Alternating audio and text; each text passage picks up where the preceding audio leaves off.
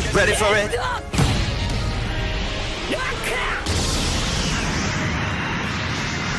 The story unfolds with a voice narrating how he has just been reincarnated as a sword. When he wakes up to this realization, a voice in the wind tells him that he has a long way to go. Furthermore, he realizes that he is in a fantasy world where all his abilities are listed. While he tries to process this new realization, 4 goblins try to pull him out of the ground. At that moment, one of the goblins spits on him, and this angers him, as he takes it as a declaration of war. Immediately, he pulls himself out of the ground and discovering that he has the power of telekinesis, which grants him the ability to move himself just by thinking about it. He attacks the goblins. Each kill gives him a sense of accomplishment that he hasn't felt in a while upon his reincarnation. On the other hand, the goblins are angry as they charge at the sword, forcing him to kill them all. After killing all 4 goblins, he notices that his stats are increased. Just then, he discovers that they all possess crystals which he had smashed while fighting them, allowing him to gain the abilities that the goblins possessed.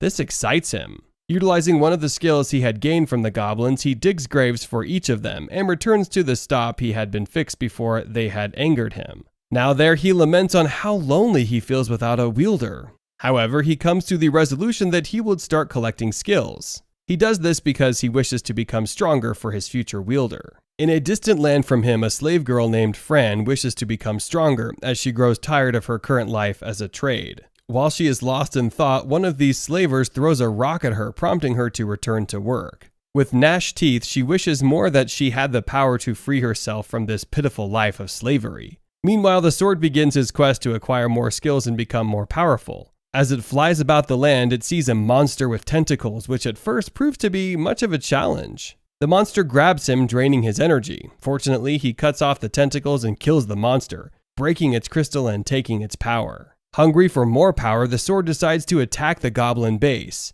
There he sets his sight at the Goblin King, and in one charge successfully cuts off his head. This causes the goblins to panic. However, he sees the goblin mage and attacks it too, eventually wiping out the goblins and stealing their power. This act takes his sword art to level 3. At this point, he realizes just how astonishing a swordsman his Weilder will be once they find him, and this makes him excited. Back at the slave camp, one of the slavers is about to hit a woman when Fran jumps in. With this act of insolence, the slaver commands her to bow down, and she does so immediately. This is possible because of the device which the slavers have put on their necks and wrists of the slaves, allowing them to obey commands without thinking. The slavers laugh at her futile attempt to be brave when she is pathetically weak. On the other hand, the sword continues its quest as it seeks out more powerful monsters and slays them. Having fought off a large number of monsters, he finds himself in an open land with no monster in sight. Getting there, he opts to land and puts itself on the ground to scout the area. With no monster in sight, he tries to fly away but is unable to. At this point, he realizes the reason why the monsters avoid the area. Apparently, the forest drains the power of the monsters that hover around it. Still sick, he is optimistic that a beautiful elven warrior would pass by and pick him up. However, it doesn't happen as he expects, as hours, days, and months pass with no one knowing about his existence. At this moment, he becomes desperate to be wielded by anyone who would be so nice to pull him out. Meanwhile, the slavers get attacked on their way by a 2-headed bear. Scared for their lives, they command the slaves to stand still and remain as bait for the bear, allowing them a chance to run. Unfortunately, the bear catches up with one of them and kills him, freeing the slaves from his command. This allows the slaves a chance to run away. Fran, however, tries to attack the bear with a stick, but it hits her as she lands right in front of the sword. Determined to be strong, she grabs the sword, and this allows him a chance to communicate with her using telepathy. Just as she is about to pull it out, the bear approaches her, but in a split moment, and just as the bear is about to get her, she pulls it out and flies into the air. With the sword in her hands, he tells her to equip him and unlock its full potential. When she does this, she acquires extraordinary swordsmanship and skills that make her strong enough to charge at the monster and eventually slay the beast. With the monster dead, the second slaver reveals himself and commands her to hand over the sword. However, using telekinesis, the sword kills the slaver and frees her once again from her bond as a slave. After that, he begs her to be his wielder, and she accepts wholeheartedly, as the two seem to have found what they have always wanted, a wielder for the sword and power for Fran. She starts calling the sword teacher, since he teaches her all she needs to know. After a battle, she cleans him with respect, and teacher determines in his heart to do anything to support and help Fran. After this, Fran walks away mindlessly and finds some goblins. The goblins are fighting against an adventurer, Rendell, who is guarding a man on his mission to Alessa. Fran removes the sword and swings it without mercy, thereby killing all of the goblins. The surviving goblin runs away to tell the others of the risk. After the fight, teacher tells him to conceal the fact that they can communicate with each other. And also, Rendell comes to her to appreciate her for saving him and tells her he is going to Alessa. He asks if she will follow them, but she at first thinks that he wants to give her a lift. Teacher tells her the adventurer wants her to keep protecting them until they reach Alessa, and she accepts to follow him. She enters his cart, and as they talk, he tells them that there is strife in the Moru Plains. Fran doesn't understand what he means. He further explains that Maru Plains is an A-list magic realm, and due to the fight at Maru Plains, the weaker demons are outside in the forest and the strong ones inside. Teacher immediately finds out he is the cause of the fight. Rendell continues and tells them the fight is a result of the death of an S-ranked adventurer, Fenrir. And just as teacher had said, he is the cause. Fran asks Rendell if he knows anything about the magic sword just so teacher will know his history. But Rendell says he doesn't know much about it. As they journey, Rendell talks about adventurers and their journey. He tells Fran that adventurers are warriors who take missions to kill demons for a sum of money. And Fran gets interested in being an adventurer. She finds out she will earn a lot of money and she needs it. As they arrive at Alessa, teacher sees several other weapons with great classes like him, and wonders if he is that important. But Fran tells him he is the awesome sword that saved her, so he's important. They walk towards the Adventurer Guild. The receptionist, Nell, a young girl who wears glasses, is angry at all the adventurers at the guild because of how some of them speak to her, but she keeps her cool. Fran arrives to meet her, and when Fran tells her she wants to join the guild, she calmly tells Fran that she is too young for such a mission, as being an adventurer is risky. Fran insists on her choice, so she tells Fran that a test is usually done before an adventurer is admitted, and asks if Fran wants to do the test. She takes Fran to Donodrond, the examiner with so much magical strength that his aura frightens anyone that comes to him. Nell assumes that Donodrond's appearance would make Fran fidget, but Fran remains calm. Teacher reads all of Donodrond's strengths and finds out he is much stronger than them, and he will probably be the strongest person Fran has fought yet. But Fran determines to fight. Donodrond makes his first attack, and shockingly Fran dodges it. She jumps on the mountain as he attempts to hit her again. She dodges all the attacks until she sees her sword, technique, and dragonfly to defeat Donodrond. Nell is shocked at this and she asks who Fran is. Eventually Fran is taken to Klimt, the head of the guild, who asks for the secret of her skill, but she tells him she can't tell him. He admits her and takes her to the crystal. They ask her to choose a class she wishes. But when they check the class she qualifies for, they find out she qualifies for several classes. She chooses the Sword Mage class and collects her Adventurer card. She goes to speak with Nell and purposefully throws out all her demon possession from the demon she has killed. She sells it at the guild and gets 195,000 gold. She walks away to get a place to sleep, but some poor adventurers try to attack her. She ignores them based on the teacher's advice, but they do not stop. They call her a thief and remind her she is from the stupid Black Cat clan. They say she planned with Nell to get her possessions sold at a high rate. When Nell comes to correct that initiative, they attempt to attack Nell.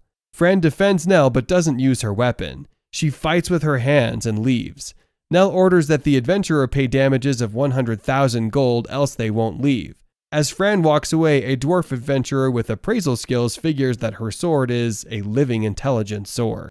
Fran and her teacher are heading to the market to get some items to embark on their journey. They begin to look for a good store to get some armor for Fran to use in her adventures. As they move around the market, Garus walks up to them and tells them to come and purchase armor from his store. Fran's teacher uses an appraisal to get information about Garus. Fran uses her mind to communicate with her teacher for a while, and they both decide to follow him to his store and check out his armor. Garus tells her that he would love to sell her his armor because she is worthy of it. Fran and her teacher walk into the store and they both see a variety of weapons which will be useful in their adventures. Fran tries out the new armor and her teacher encourages her to get it. This makes her very happy. Garu suddenly begins to pay more attention to her sword because he has God's sight, and he can see that her sword is no ordinary sword. Fran's teacher suddenly speaks out, affirming that the blacksmith is correct in his suspicions. Her teacher asks about a sword in his shop, and he decides to give it a test to see how strong it can hold.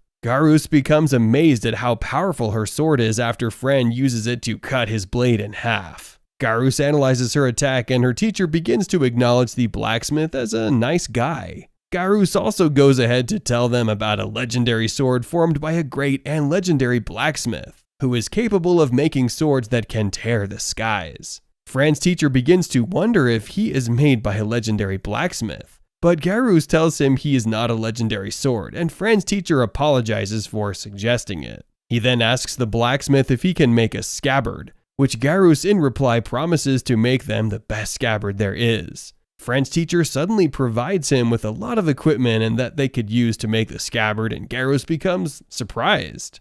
Garus notices that the materials are from D and C rank monsters and promises to make stronger armor with the materials. Fran's teacher tells Garus that they do not have much money, and Garus suggests they pay him with materials. Garus sees it as a means to make more money from other adventurers while he makes equipment for Fran. Garus tells them to give him a month and their scabbard will be ready. Fran thanks him and they leave the shop.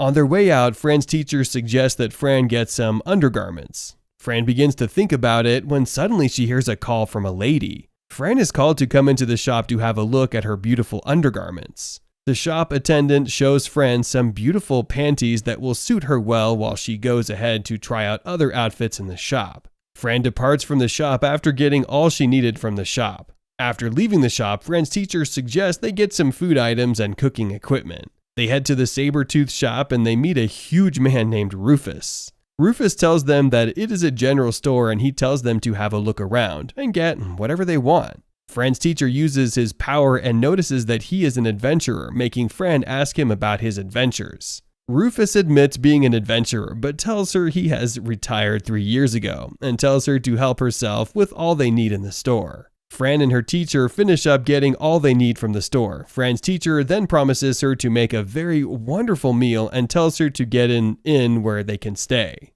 Fran uses the guild card to get an inn since she is still little and they will not allow a little girl in an inn without an adult. They arrive in the room. Fran becomes very excited on seeing the room as she had not slept in that kind of bed before. Her teacher promises her that he will make sure she continues to sleep in a bed as good as that henceforth. Her teacher then proceeds to make her dinner and prepares fried meat for her using all of the spices and ingredients they bought from the store. Fran tastes the food and thanks her teacher for making her a wonderful dinner. After eating, Fran's teacher begins to inform her of her plans for the next day and all she will be doing to have a great adventure. He also discusses how they plan on using their Evo points in the future. While talking, he notices that Fran has fallen asleep and he uses a blanket to cover her up. The next day, Fran's teacher begins to take her into the wild to get a lot of herbs and fruits that could be useful to her on her adventure. They begin to gather a lot of items and store them in their magical storage. Suddenly, they hear a battle nearby. Fran stops what she's doing and rushes down to where they are fighting to see what's going on. Lily, Errol, and Eustace are battling a group of goblins in the forest. Fran notices that they are outnumbered and she rushes to help them. Fran comes in and uses her magic to create fire arrows at them. After that, they notice a part of the forest that is burning and Fran's teacher uses his magic to extinguish the fire. Fran then uses the magic of her teacher to battle the goblins. Lily and her friends notice that she is the same rank as them and thank Fran for healing and saving them. Fran then plans to take her leave and they tell her about the goblin stampede and how they plan on attacking and raising their army. Suddenly, a goblin uses his flute to signal some of its remaining members. Fran then decides to go fight the remaining of the goblins on her own. The goblins begin to outnumber her and her teacher begins to suggest she retreats as she is getting tired. Fran ignores and continues to fight off the goblins and tells them to back down. While on the battlefield fighting and slaying the goblins, she feels cowardly and timid, but she encourages herself. She screams that she wants to become stronger to support teacher. She is tired of being weak. She forges ahead to slay the goblins in front of her. At that point, teacher says he just wishes he can protect Fran. He says he doesn't want her to get weak and tired. and he needs to protect her, but she isn't making it easy. He acknowledges that his Fran is no longer the weak Fran he knows. Fran is now much more confident. She runs towards the goblins, she slays them and talks to Teacher. She asks him to please support her as she goes to her new journey of becoming stronger. She's determined to do this, and he pledges to support her. He tells her to forge ahead and keep killing. He insists that he will protect her from the attack. The confidence in Fran has skyrocketed. It is as though she now has a 100% increase in strength. As she continues her adventure, one of the goblins successfully throws an arrow at her. As she is about to fall, Teacher interferes. He calls the healing powers of his sword, and he heals her. He tells her to forge ahead immediately and continue her fight. It is also worth noting that he is so proud of her and he wants her to get stronger. After killing over 100 goblins, she's covered in blood and she's shattered. She's weak and she stands around the sword. Teacher finds out she's now increased to level 12 and Fran has eventually leveled up. While drenched in blood and sweat, Fran returns to the city with her sword. She goes to Garus, the weapon repairer. Garus asks her who she had slayed and where she's coming from, which makes her that weak. And she tells him she's just coming from an adventure. Garus asks her how many goblins she killed, but she lost count. She tells him she doesn't know, and Teacher replies that they have killed over 100. Teacher asks Garus if he can help them repair their weapon despite the short notice. He tells Garus that they have another adventure to break the home of goblins, and they need the sword. Garus replies affirmatively. They narrate how their day went to Garus, who listened with all sense of attentiveness, while also working on their weapon. It turns out that before they return home in the evening, someone takes them toward a hideout or home of goblins. As Fran is about to enter, having kept on her fight armor, she tells Teacher that she is going to go in, but Teacher stops her. He tells her it's late and they are tired. He tells her that she should gather the reward for the day's hunt and they should use it to renew their strength before returning home. As they're about to do that, a team of adventurers walks toward them. One of them asks Fran if she has single-handedly destroyed all the goblins. Then they say if she could kill those goblins, then she could rank in the same category as Rank D Adventurer. The question made it seem like she didn't want to answer it, so she changes the conversation and talks about the goblin nest. She tells them there's a goblin nest in that place, and she thinks there are several high-leveled goblins there. However, when one of the adventurers looks at the place, he says that there was nothing like a nest there, about a month ago.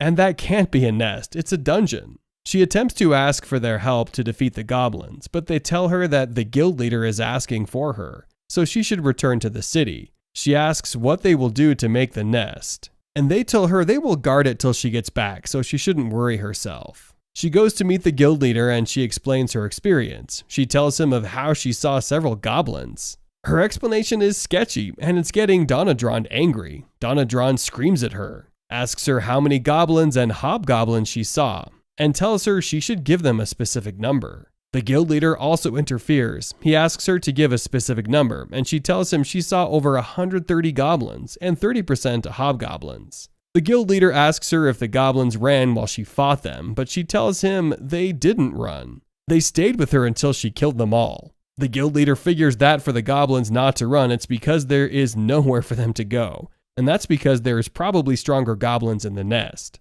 She tells him the words of the adventurer dwarf and tells the guild leader that there is probably a dungeon in the forest. Donadron takes it as a sign of an imminent fight. The guild leader shares the same fear. He tells Donadron to immediately organize a group of adventurers from the rank F to the top. And these adventurers should take the responsibility of fighting the dungeon. The guild leader tells Fran that for her involvement in bringing such a thing to their notice, he will promote her to rank F so she can go with the team warriors. She protests that she hasn't completed her missions for rank G, but he tells her that for her to single-handedly defeat that many goblins, she deserves the promotion. And they are in the middle of a pandemic, so they do not need the usual rules. They narrate this to Garus. He congratulates her on her promotion and tells her it's well-deserved. He puts a crystal by the weapon they want to repair, and it immediately repairs itself. He gives the weapon back to them, and Teacher is shocked as how fast it was repaired. Garus tells Teacher that the crystal works as a catalyst, and its mana works by instantly repairing any weapon. He says the crystal diminishes as it's used, and Teacher asks for the price. Garus tells him the crystal is an arcane blacksmith skill and it's very potent. Fran isn't interested in that conversation. She asks Garus what a dungeon means. And that's what her mind has been on ever since that conversation with the adventurers. Garus satisfies her quest for knowledge and tells her a dungeon is a punishment from the god of chaos. It's just like the god of chaos is determined to test humanity, so the god of chaos sends a dungeon to Earth. The first step of the process is to first send a dungeon crystal. This crystal will draw all the strongest monsters in the forest to the place, and they will all become leaders. Not only are these monsters strong, but they are also given strength by God. Also, it is rumored that gold and diamond are always in the dungeon. He tells them the gold and valuable things in the dungeon serve as the god of chaos's gift to any courageous person who gets to defeat the monsters in the dungeon. As Garus finishes his story, naive Fran asks him if the god of chaos is good or evil. Garus tells some people see the god of chaos as good. As she comes outside, Garus cheers them up for the mission ahead of them. He tells Teacher that he will make a scabbard for him ahead of the mission. As they leave, he tells them to make a landmark during their subjugation. As they go home, Teacher takes his time to check out Fran's new achievement. She's now a level 12 skilled mage. She has the sword spirit, and she has also gotten a new title of Goblin Killer, a title which is usually given to any adventurer who kills 100 goblins. However, irrespective of her achievement, she's also tired. Teacher says that his healing magic can't heal mental and emotional exhaustion and asks her to rest. But she tells him she needs to take her bath. He tells her to go, but she asks that he follow her. He refuses the offer and tells her he doesn't want to take his bath, but she insists. She says they had both gone through a stressful day and they both deserve a bath. She drags him to the bathhouse. At the bathhouse, Teacher wonders if Kat also likes to bathe. He asks her if she likes to take her baths, and she replies affirmatively. As she bathes him, Nell arrives. Nell tells her she has disobeyed the law by bringing her weapon to the bathhouse, and tells her her weapon isn't allowed. They apologize to her and they go to eat. At the table, Fran tells Nell that she had a stressful day with her sword, which is why she decided to take a bath for her sword and apologized again. Nell tells her she heard Fran is also going for the goblin subjugation. She encourages Fran and tells her she knows she will do well. However, she begs Fran not to overexhaust herself. She says if the stupid deputy captain had assigned knights for the guild leader, then the burden of killing goblins in the dungeon won't be on the adventurers. She explains that the deputy leader has the responsibility of picking a team for such a purpose. She also says if Amanda is around, then the mission will be a walk in the park. Trust Fran to ask her who Amanda is. She explains that Amanda Hariti is a rank A adventurer, an ice among them all. But she has been given the mission of going to Maru Plains to investigate the calamity Teacher had caused. Fran throws her question to Nell. She asks her if the god of chaos is good, so Nell tells her the creation story. According to Nell, 12 gods visit Earth to create the Earth. They all add their quota to it, and the god of chaos also does hers by creating several issues on Earth so humans can keep competing and revolving. Fran asks if there is a god of war, and Nell tells her there is a god of war. However, the god of war is greedy, and he has an obsession with power. So much that he becomes evil and fights his colleagues. They defeat him and scatter his remains all over the earth. However, the earth couldn't take it, so he remains turned to the monsters on Earth. Fran is already feeling sleepy, so she goes home to sleep. The next day, which is the battle day, Fran and Teacher visit Garus. He shows them a very pretty scabbard which he made for Teacher. Teacher is so excited that he jumps into it. Garus shows them there's a way Teacher can come out of the scabbard without Fran's help. They join the other adventurers, and Donadron, the leader of the team, tell them they have to defeat the king and queen first, then the dungeon master. As they prepare for their attack, the goblins come to attack. Teacher tells Fran to join the warriors in fighting. As she gets to the lower goblins, they run away from her as they have seen she's a goblin slayer. She saves one of her colleagues from dying, but Teacher can't use the crystal from the killed goblin in public,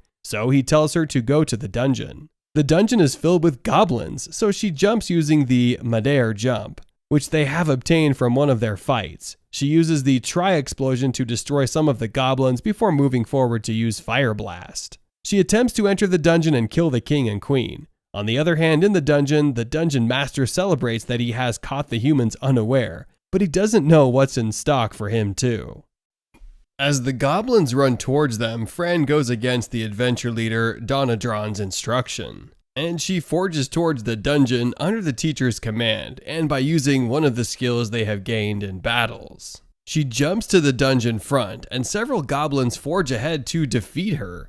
The other adventurers are scattered to fight the goblins, as it seems as if the goblins are also taking advantage of their attack to attack them in return. This gives Fran the opportunity to jump into the dungeon. Donnadrand and another top adventurer enter the guild with her, and Donnadrand is angry that she has disobeyed the instruction that no one should enter the dungeon without being commanded to. The top adventurer tells Donnadrand that they should forge ahead with Fran, so Fran won't get to the goals first and take it all. It is obvious that Fran is excited about her new powers. He runs towards the dungeon with so much happiness that Teacher has to calm her down. He tells her she shouldn't overwork herself like she did the day before, and she should also understand that the dungeon is a very deadly place and she is at risk. She reassures him that she will be fine as she has the skills needed, and he tells her that if it happens that they are overwhelmed, they will use the teleportation feathers they brought with their gold to disappear from the dungeon. Teacher needs crystals to get more strength so they can defeat the goblins. So he tells her they will only fight the useful goblins with valuable crystals in them that they can use, and they will avoid the weak goblins with no crystals. This way the other troop coming behind them can also see goblins to kill. She accepts his decision, and as they approach the goblins, he uses his parallel thoughts, and they slay them. He takes the crystal and the goblins killed while he avoids the goblins without crystals. He tells Fran that if the other adventurers arrive and they see dead goblins without crystals, they should suspect her. So he decides to use dimension storage to store the dead goblins in his realm before moving on. He notices Fran is getting stronger and more confident in her ability, and he comments on her excellent work. She's super excited to get a commendation from him, which pushes her to do more. As they continue avoiding the weak goblins, the weak ones come together en masse and attempt to attack them. He tells her that they do not need these goblins, so he uses his double chant, which is the union between the parallel thought and fires javelin, and he uses it to destroy all the goblins. She tells him that his parallel thought skills are getting better, and he remembers the time he asked Fran to use parallel thought. Fran uses the skills and she gets them, but she complains to him. But she doesn't like the skills as it gets her weak. He figures that he could only use it because he isn't human. They continue in their adventure in the dungeon until they find another way inside the dungeon. They figure the dungeon is huge and wide, and they assume the master of the dungeon is probably hiding in the lower dungeon. As they approach the dungeon, they sight two hobgoblins. The hobgoblins run away immediately after they see her, and she rightly assumes that they are going to call their king and queens. On the other hand, Donnadrand and the other adventurers arrive at the dungeon. They pass through the places Fran has destroyed, and they kill some of the goblins she has left for them. One of them talks about how Fran has finished most of the mission, and the other replies that she at least left some of the goblins for them. At that point, Donnadrand figures exactly what the teacher has feared. He tells the others that for a goblin invasion, the dead goblins he is seeing on the floor doesn't equate to the numbers that should be there, and the dead goblins should be more than that.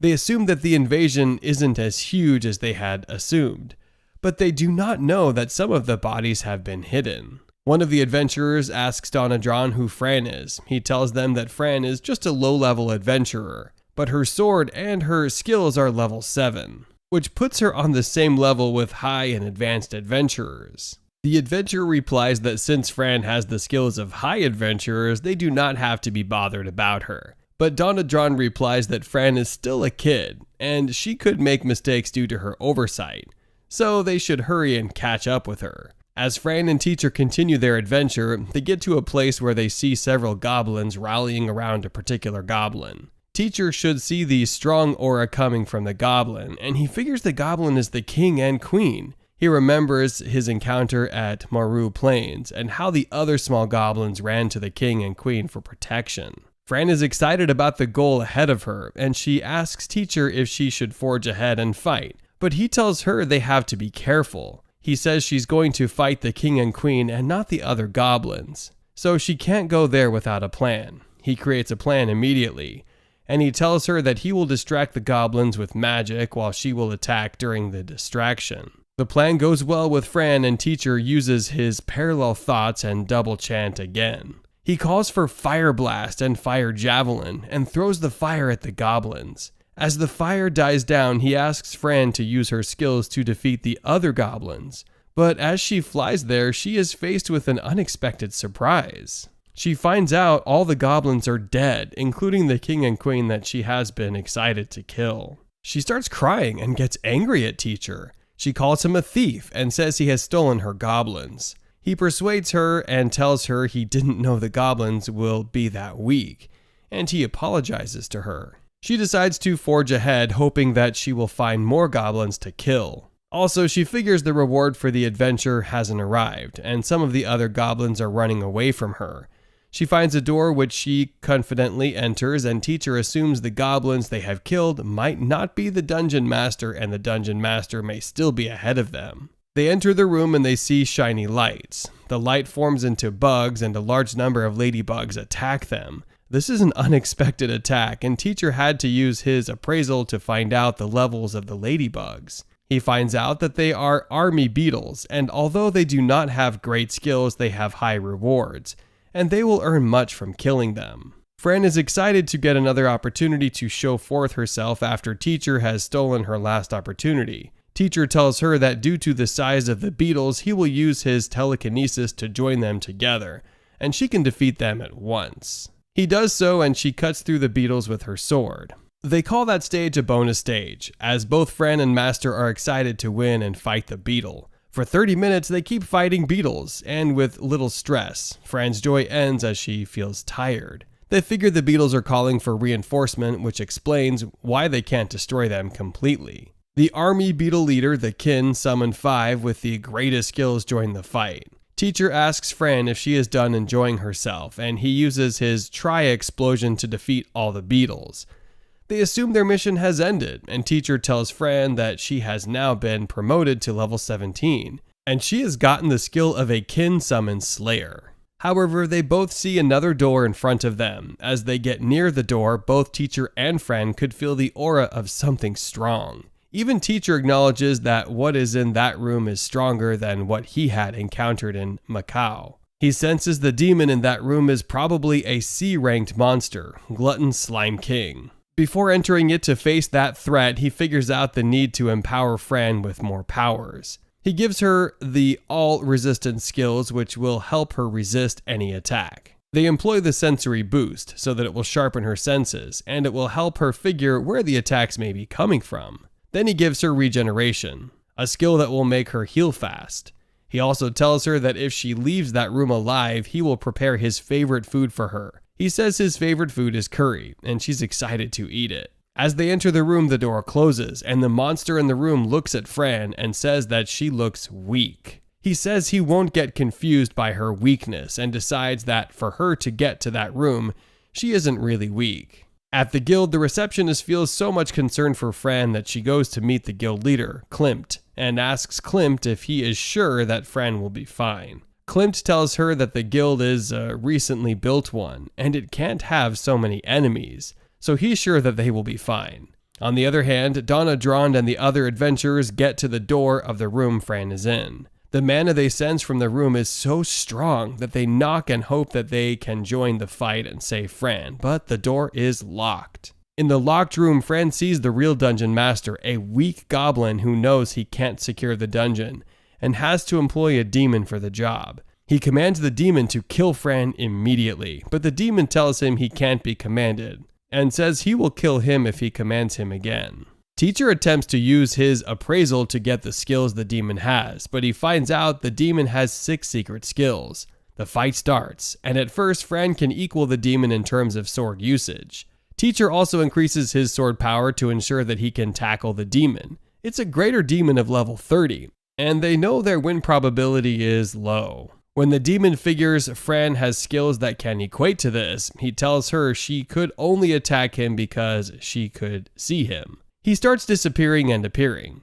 His first attempt, he cuts off Fran's hands. Teacher stands up by himself and uses his fire guard to guard Fran and restores her hands. Teacher figures that since the demon isn't using his teleportation, he's using Fran's shadow. Fran figures it out and attacks the demon. Unaware, she uses her vibration fangs and her demonic poisonous fang against the demon, in hopes of poisoning him while the demon uses his darkness blaster against her. However, they both survive the attack. Teacher figures he has used all his secret defeating skills against this demon to no avail, and asks Fran that they use their teleportation feathers to teleport from that room, but Fran refuses. She says she must kill the demon and eat his favorite food, so she forges forward and keeps attacking. The demon admits that Fang's sword skills are top-notch, and he won't defeat her with that skill. He says he will show her something, so he brings out another hand from his body, which penetrates her body. He tells her his secret skill is the ability to steal other people's skills. So he has taken over her sword skills, so there's no way she can use the sword to defeat him again. He tells her to prepare to die, and she also gives up in her heart. Teacher gasps in fear as he watches the greater demon use his imaginary hand and his power of skill taker to take away Fran's magical skills. At this point, Teacher feels there is no way they can survive the encounter, but as the greater demon jumps at Fran to kill her, he tells her he won't kill her straightforwardly. Instead, he will torture her to death for the stress she has caused him. He jumps at her, but she dodges him and crawls towards his back. She jumps at him and stabs his back. She forges at him, and she keeps hitting his sword. The greater demon wonders if his skill taker power didn't work, and he wonders what's going on. Teacher is also feeling the same dilemma. He asks Fran if she can still use her sword skills, and she replies affirmatively. He thinks of what could have happened and figures that the sword skills Fran is using belong to him. So practically, Fran has no sword skills. The skill she is using is a borrowed skill that she got from Teacher, and there is no way the greater demon can take a borrowed skill. With that being established, Fran keeps using all her powers to fight back. She refuses to give up, and the greater demon feels overwhelmed. The dungeon master asks the greater demon if he is tired. The dungeon master rightfully assumes that Fran is strong. He reassures the greater demon that he will defeat Fran, and he calls out strongest elite goblins. About 4 master goblins come out with his magical powers. He orders the goblins to defeat Fran and every other invader and adventurer outside, then they will enter the city and destroy Alessa. As Fran hears that they plan to destroy the city, she tries to process the information, but she hasn't gotten herself fully before the goblins descend on her. Luckily, the greater demon, who is embarrassed that the dungeon master counts him so incompetent that he brought some goblins to help him with his job, angrily uses magic to send the goblins back. The dungeon master looks in awe as all his goblins scatter in the air. The greater demon tells the dungeon master that he used a dark magic called the Black Bomb, and if the dungeon master disturbs his fight again, he will kill the dungeon master himself. He faces Fran. He tells her he's tired of the confrontation, and that she is not fit for him. He says it isn't fun for him to tackle a person and says he will instead destroy the whole village, so it's about time he kills Fran and gets moving. He attempts to use very great skills, a power with so much aura that Teacher himself knows what's coming at them. Won't be easy. The greater demon calls the power the Darkness Voltiser, and it's like a volcano. He throws it right at Fran and the ground shakes. Outside the war room, Donadrond and the other adventurers feel the strength of that magic. They see how it sounds and the ground shakes. They wonder if Fran is still alive, and they know quite well that if Fran is still alive, it is no doubt a miracle. Donadrond attempts to use one of his dark magic, which he calls the Wild Impulse, to cut off the door, but it doesn't work. They figure out that no matter how hard they try, the door can only be opened from the inside. Inside the room, the greater demon tells Fran that she was lucky to dodge that attack, and she won't get so lucky the next time. At this point, Teacher tells Fran that there is no way she can survive, and she can't defeat the greater demon alone. So he brings out their magic feather for teleportation and tells them to use it. But Fran takes the feather. She agrees that, considering her present strength, it's suicide to keep fighting the greater demon. But she has heard the dungeon master say that if they kill her, they are going to Alessa.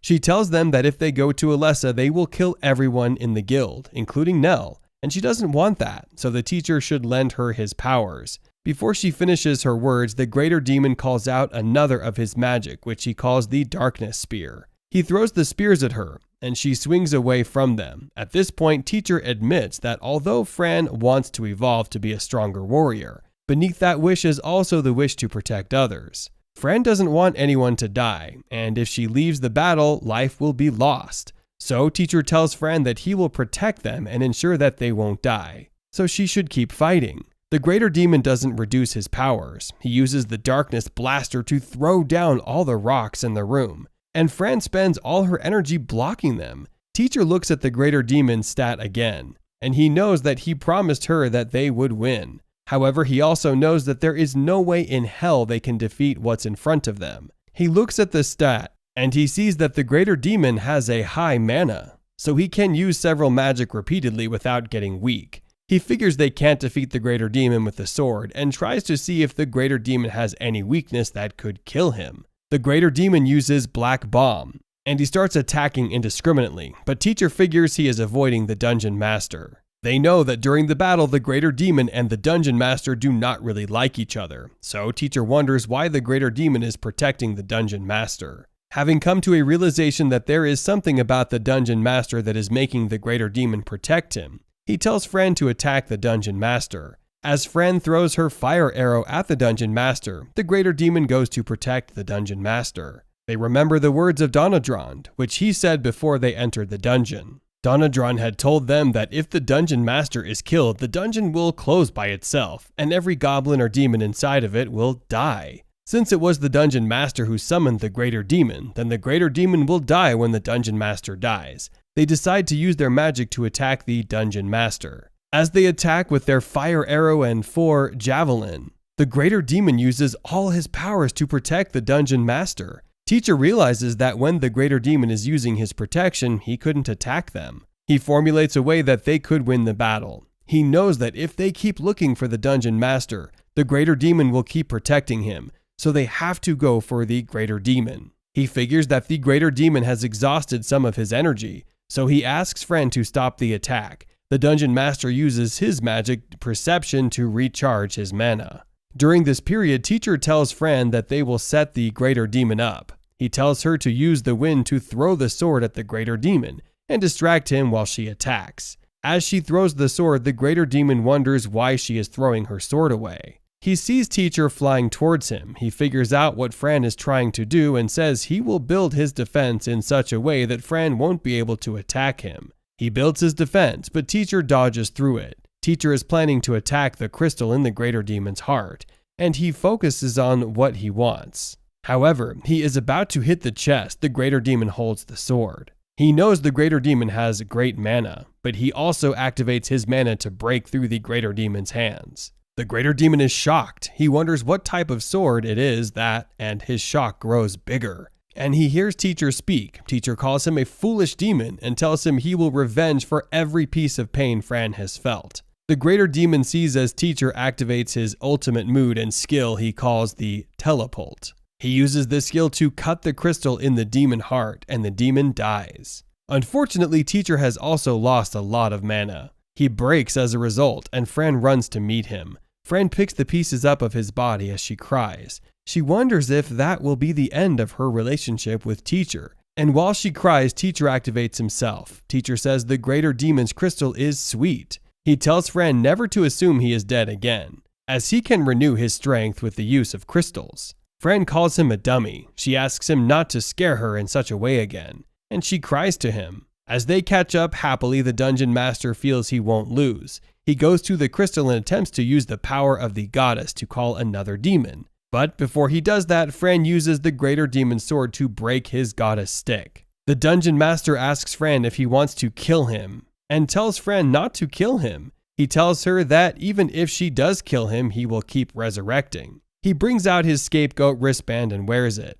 He tells her that as long as he has the band, he can't die. Fran then cuts off his hands. She tells him the problem has been solved. She gives a hand to teacher, who keeps it. She attempts to kill the dungeon master, but teacher stops her. They see the dungeon core changing color and acknowledges the dungeon master is dead. The dungeon crumbles and everywhere returns to normal. Fran comes out to meet Donadron. Before coming out, they hide the greater demon's sword.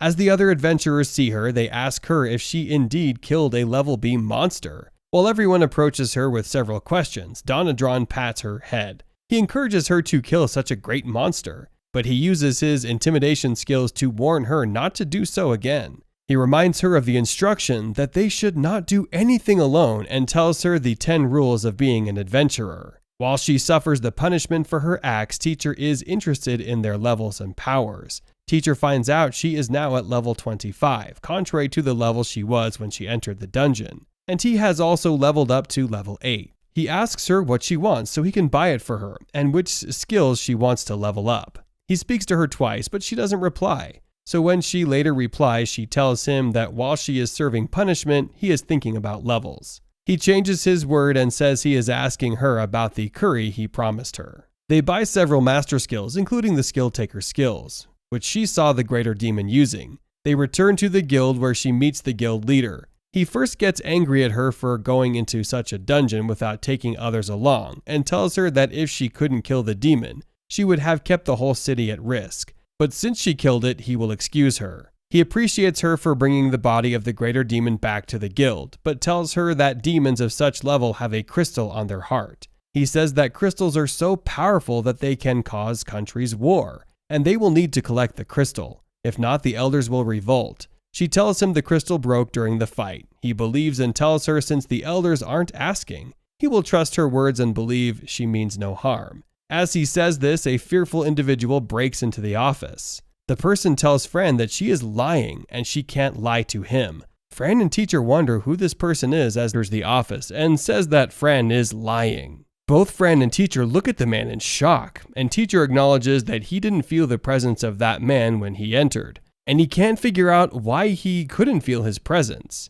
Irrespective of that, this man tells them that Fran is lying. He claims that his unique feature is that he can figure out when someone is lying. At that point, Fran asks him who he is, and she doesn't know or recognize him. He screams and asks her how she doesn't know him. Then he introduces himself as August Alsand, the vice captain of Alessa Knight. The word knight rings a bell in the ears of both Teacher and Fran suddenly remembers what Miss Nell has told her before. Before going to the dungeon for the fight, Miss Nell has earlier told Fran that the knights are meant to give the guild some warriors to fight the war. But the vice captain of the knights hates adventures, and that's why he has insisted that he won't release his knights. Fran figures August is the knight that hates adventures. August continues and tells them he has the essence of falsehood skills, and he can see through deceit and lies, so it will help if Fran doesn't like him. He tells Klimt that saying the crystal disappeared is a lie, and that Fran should be punished. Fran insists that she isn't lying, but August gets angry. He says she has no right to lie in the presence of a noble, and this makes Teacher more inquisitive. He decides to check August's appraisal. He finds out August is a level 30 knight, but when he checks his qualities, August's skills and qualities are too low for a level 30 knight. He has level 1 sword skills, and he also has a presence concealing ring. Teacher realizes that the presence concealing ring is the reason he didn't notice when August entered the room. Upon checking on August, he finds out August indeed has essence of falsehood skills, and he asks his appraisal skills for the meaning of the essence of falsehood skills. He finds out the skill means the owner can tell when a person is lying, and he also has the power to make his words sound true and convincing. Teacher finds out August has been using his skills to convict people wrongly, and on one account he accuses a girl of stealing some property even when she actually found it. He knows the truth, but he accused the girl purposefully. August goes to Klimt. He tells Klimt he is sure that the crystal isn't lost. Fran has lied to him, so Klimt should give him the authority to punish Fran. Klimt refuses, and he angrily asks Klimt if Klimt wants to allow a person who lied to a noble go scot-free, and insists he will punish Fran. At this point, Klimt tells him that even if he releases Fran to him, Fran is a very strong adventurer, and there is no way August can defeat Fran. It is obvious that Klimt still thinks Fran is telling the truth, but August insists on his convention. Klimt tells him that he can't handle Fran, and that Fran was the one that single-handedly defeated a level B greater demon, so he is nothing in the presence of Fran. He resigns to fate and says that if Klimt wants him to forgive Fran, then Klimt must give him the demon's body, and the other loot that they got from the dungeon, but Klimt refuses. Klimt reminds him that when they asked for knights to help them with the quest, the knights refused to help them. August says it's because they do not know how risky the dungeon is, and that's the reason they can't release knights. They had to be sure the dungeon was a risky one before he could drop his noble knights. And now he is sure the dungeon wasn't difficult, which explains why a little girl could destroy the dungeon. So he doesn't regret his decision not to give them knights. Klimt tells him that they are fine without the knights, but the major point is he shouldn't think of getting any of the dungeon loot, even when he didn't join the fight. He insists he will report Fran for disrespecting him and lying to him. Klimt says he is sure Captain Urus, the captain of the knights, wouldn't have refused their request for knights. And he is sure the request didn't get to Urus' table, and it was August who single-handedly threw away the request. August speaks defensively and asks Klimt not to think of dividing the knights.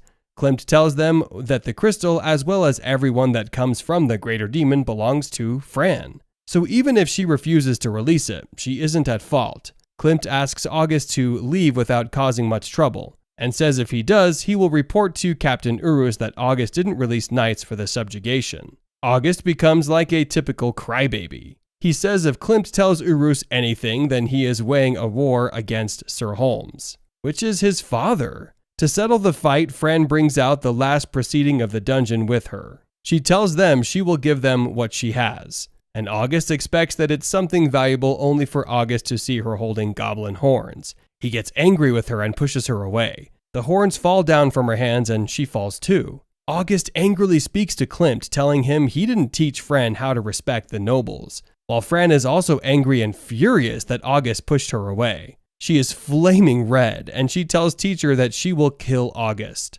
Teacher tries to calm her down. He reminds her that if she kills a noble in the office of the guildmaster, then she will go down in history of the town. He brings a better option and reminds her of the skills they took from the greater demon, the skill taker. They decide to use these skills against August. She takes August's essence of falsehood skill as well as his court etiquette skills. After taking it, she looks at August and tells him she is 100 years old, then asks him to decode her age. He finds out he can't do anything. Also, he starts behaving like a poor person, and he loses his etiquette. The mucus comes out of his nose. He is in disarray. He tells them he is tired, and he walks away while polluting the air as he walks by. After he leaves, Klimt apologizes to Fran. He tells them August is one of those nobles who buy their position with money, and as they can see, he has high ranks, but he is weak. Wealthy nobles like that do hire young men to go on adventures for them. Then they will take the glory of the adventure and level up. It's called power leveling.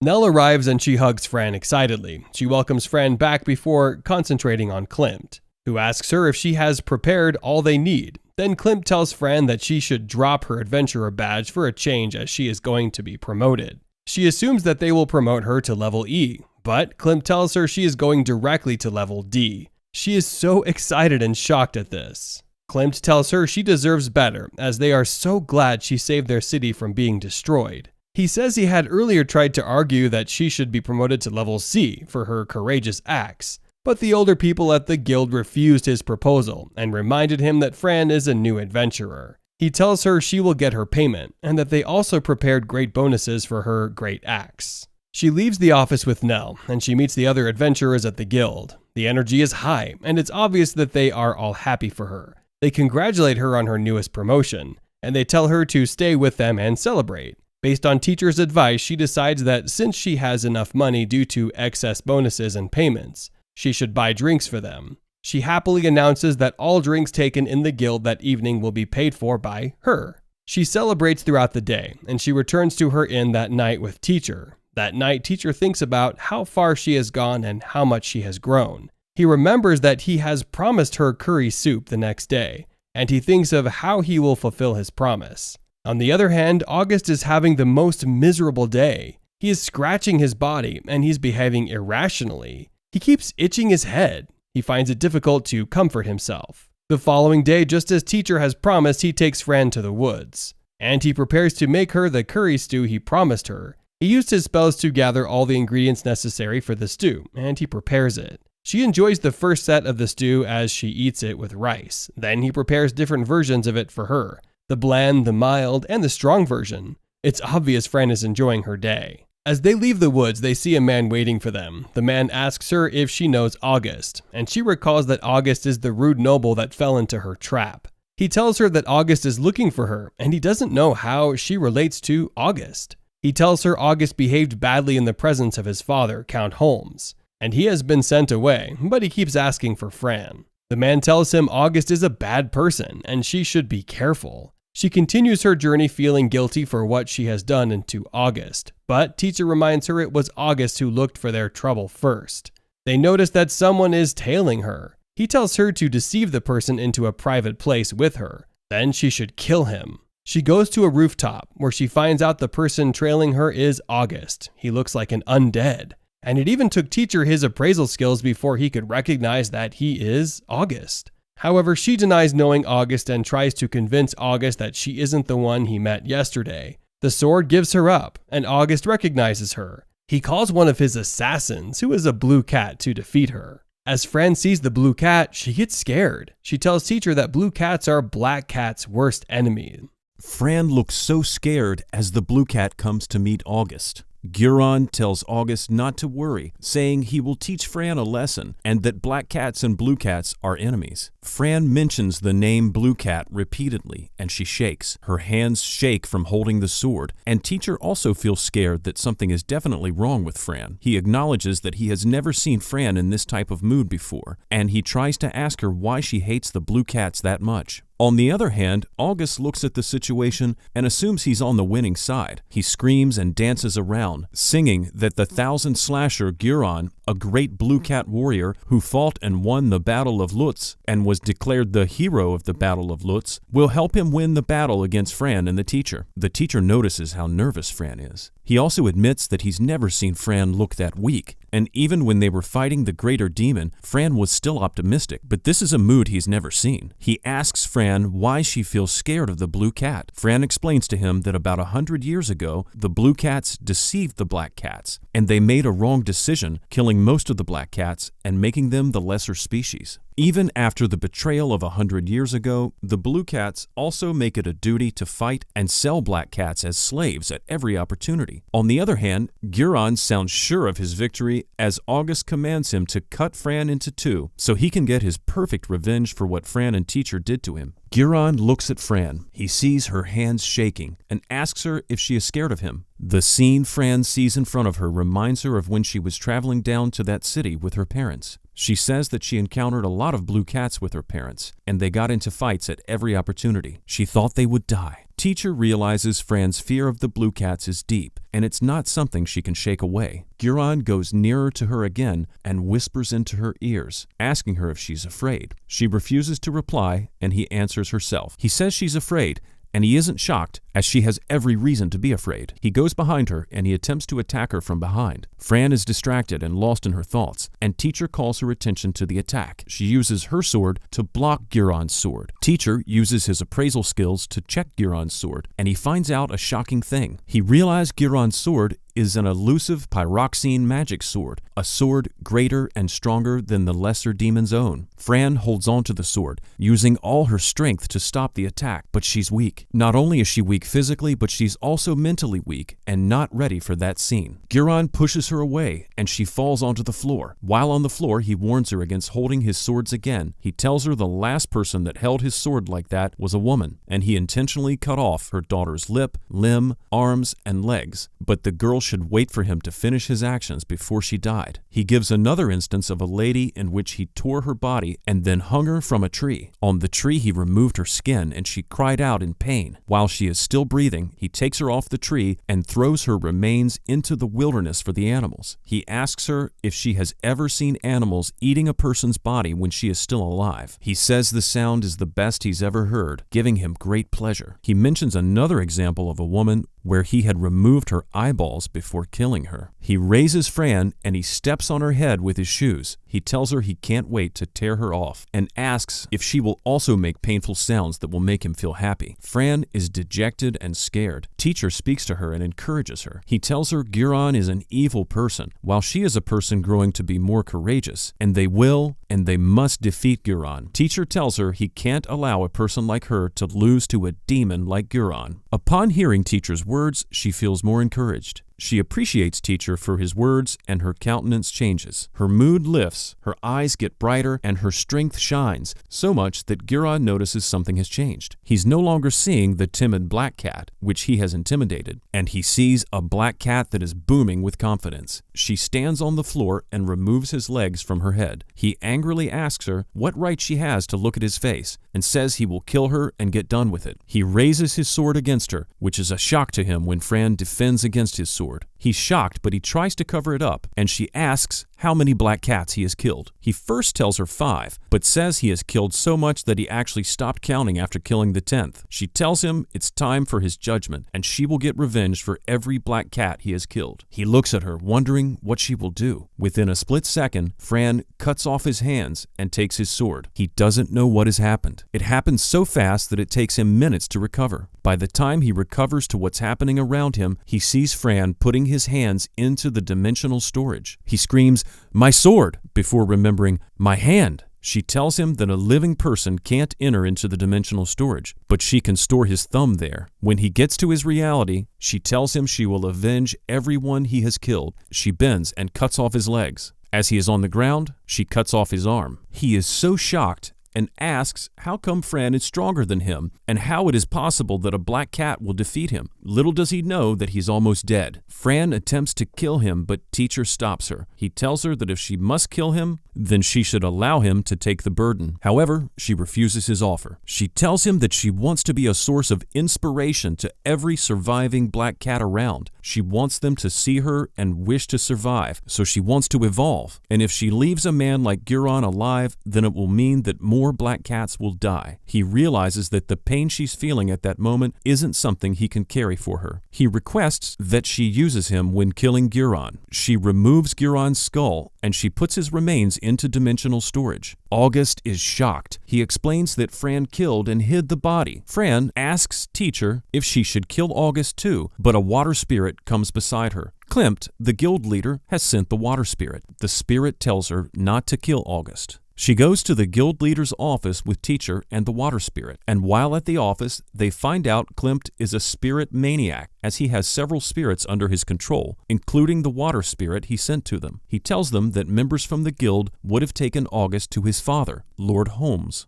He reports that Holmes has brought the request that his son should be found and brought back. He says August was placed under house arrest for disrespecting royalty, but he stole money and ran away. Teacher found that August's intention when he came to attack Fran was to kill Fran and get his revenge. Then he would run away. Klimt says that now that August has been found, he will either be kept away forever or banished, but anything that happens to him is none of their concern. Fran asks Klimt if the search for August was an official mission. He replies affirmatively and tells her she has fulfilled the mission and she will be given the price for it, as well as a bonus. However, the mission is a secret and he wants them to keep the matter secret. Both Fran and Teacher are happy about this. Klimt tells them to meet Nell for their pay. On their way out, Fran meets a lady who calls her child, and Teacher wonders if the lady is Fran's mother, as Fran already said her mother is dead. Fran looks at her for a while and tells her she isn't her child. The lady insists that she is Fran's mother and asks Fran to call her mother until Klimt interferes. Klimt calls the lady and introduces her as Amanda. He tells them she is an A-ranked adventurer, and when Teacher checks her skills, he sees that she is 58 years old and is given the name Custodian of Young Kids. She has been sent to investigate the Maru Plains, which explains why she hasn't been around. She calls Fran's name, and Fran is shocked that he knows her. She tells Fran that everyone in the guild is talking about her. Fran leaves Klimt with Amanda and returns to the city. She goes to buy something but sees Amanda. She goes for sweets and sees Amanda. She walks by the way and sees Amanda. She concludes that Amanda is stalking her. She goes to ask a man at the guild if there is another dungeon, and the man tells her the only dungeon near to them is at Ulmut. She concludes that she doesn't know Amanda's intention, so she asks Nell about Amanda. Nell tells her that although Amanda is weird, she has excellent intentions, which is why she is given the title of Mother of Children by the gods, so she can be comfortable with Amanda, as Amanda doesn't mean any harm. Amanda comes at about the same time. She tells Fran that Fran can call her mum, but Fran refuses to call her mum. As they have their argument, Klimt calls for Fran. When Fran gets to his office, he shows her several crystals. He tells her he got them during his time as an adventurer. and he will give her 3 of them in place of a favor. He asks that she takes a mission to go to a spider nest by a dungeon and investigate it. Fran negotiates with 5 crystals, but asks Klimt why he wants her to take the mission. He tells her that some people have been against her recent promotion, and they've spread rumors that he's taken a liking to her and doesn't want to be associated with liking a young girl, so she should take the mission to prove her talent. He also offers to give her a pass to the Ulma dungeon if she succeeds in this mission. Amanda breaks into the office. She insists that she will go for the mission too, and Klimt allows her. At home, Fran asks if the dungeon will be difficult, but he tells her that since the dungeon has been cleared, they can't meet a demon like the Greater Demon. He brings out the crystals they have and uses them. He levels up again and gains several skills. One of them catches his fancy, the Kin Summons skill, and he anticipates using it. They depart on their mission, which becomes more difficult than expected.